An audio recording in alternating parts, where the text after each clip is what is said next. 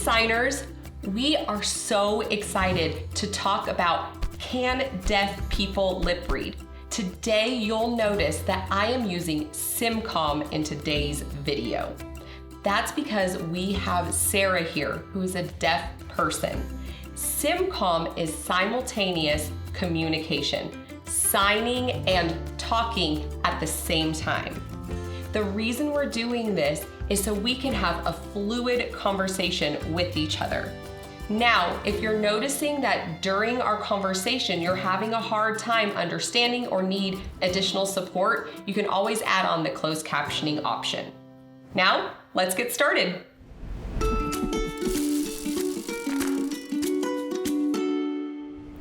Sarah, thank you so much for coming today and talking with me about if deaf people can lip read. First, I want you to share a little bit about your story. Thank you for having me here. My name is Sarah Dale. I'm deaf. I was born hearing, but when I was 4 so I became deaf from spinal meningitis. So was that difficult experiencing that at 4 years old, becoming deaf? Yes, my parents told me that after I became deaf, I didn't speak for 18 months after that. So I had perfect hearing. Then it was confusing for a child in school. I don't remember hearing before. I don't remember losing my hearing. But I just know a lot about from what my parents were talking about what happened during that time when I was 4. So when that happened, did you go straight into learning how to lip read? Yes, I did, because at that time, because I had 4 years of language development, 4 years of hearing, the people at the speech and hearing center advised my parents then planned her the whole program instead of the signing program, because at that time it was in 1974. That was when we had 2 separate programs, oral program, signing program. Then put in the whole program that thinking that because 4 years of language would help. So, since when that placed me in the whole program, I do remember it being difficult. But also at the same time, just part of who I was. I didn't think I had other options. I didn't think differently. I was not exposed to different options, different methods. So as a child, I just thought that was just normal. So from your experience, you could lip read, but can most deaf people lip read? No, most deaf people can't lip read. I was a lucky one. I don't know if it was say lucky or not, but I just happened to be one of the few percentage of the deaf population who had the ability to lip read. So at that whole program, I happened to become successful. But I do have friends that went through the same program that were not successful. So most deaf can't read lips. So I don't want everyone to think, oh, a deaf can't read lips. I can talk. You're correct. Most of my deaf friends have difficulty lip reading or just can't at all. So, when I'm trying with a deaf person, I force up. Yes. Okay, so at 4 years old, you started learning how to lip read. What was the training like? There's a lot of speed. I went to a speed therapist twice a week, half an hour in time.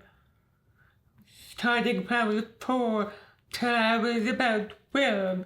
At that time, the speech therapist said, she's done, she doesn't need to come anymore.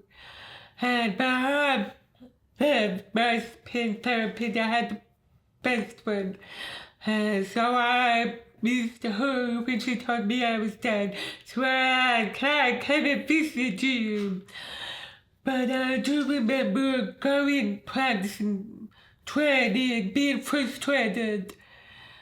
And it's not just speech therapy, your whole family has to be involved too, parents, because they're not only 1 hour a week I'm with a speech therapist, but I've been talking outside of them training. If I said a word wrong, my parents would say, okay, so the word is leprechaun, leprechaun. They would practice with me until I said it correctly. Sometimes I was frustrated, more frustrated with family than my speech therapist. Because in family, you just happen to get more frustrated with things without trying to work with you. You want to play, when I'm done, I'm stopped, I'm not practicing now. But really, if you think about it, speed training is a 24/7 days a week. I love that you brought up about the family. What suggestions would you give to parents of deaf children? Parents of deaf children, if they found out at birth, the deaf child is deaf at birth, meaning start signing with the baby, feed them sign, start learning how to start learning to sign, communicate with their child. Because at that, with their babies, you don't know if they have the skill to read it or not. So start with signing first. Then, if they happen to have the ability or the skill to read, build on that, but don't give up signing. Continue both. Merging somehow.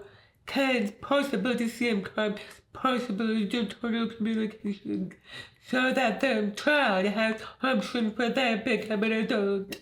I love that. That is so important. Signing with your baby. I mean, that they can see the signs and be able to take that in. Because you're right, they don't know. Like in the future, are they going to be able to lip read, or are they going to be a skilled signer? Yes, and sorry, no matter which path you choose, always communicate.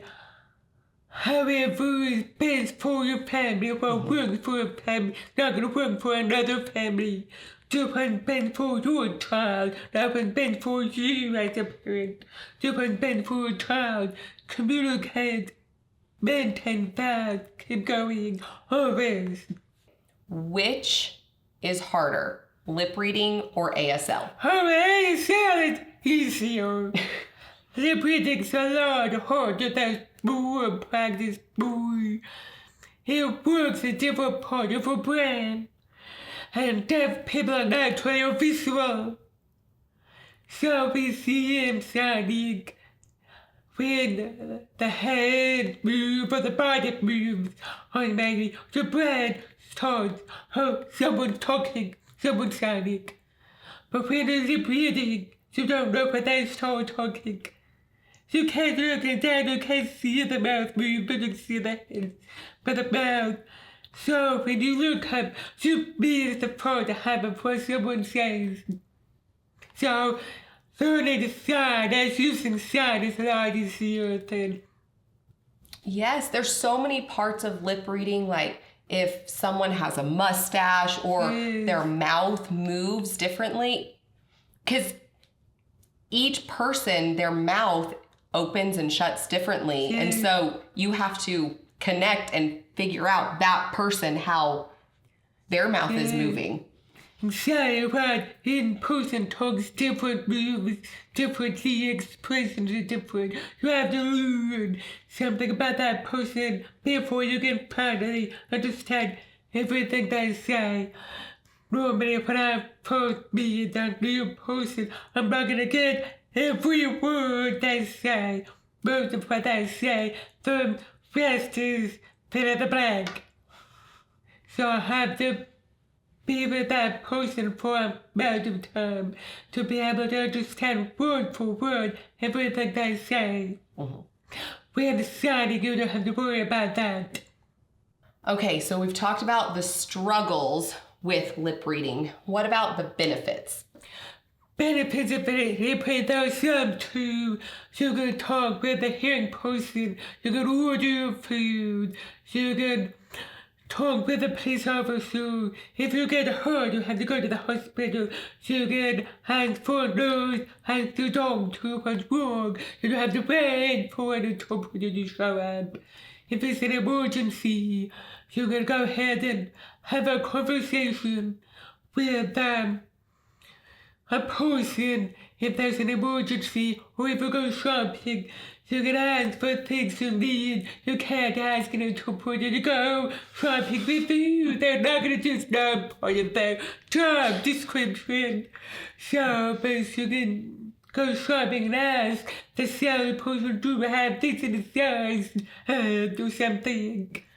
So the ability to communicate with hearing people too is not all, no.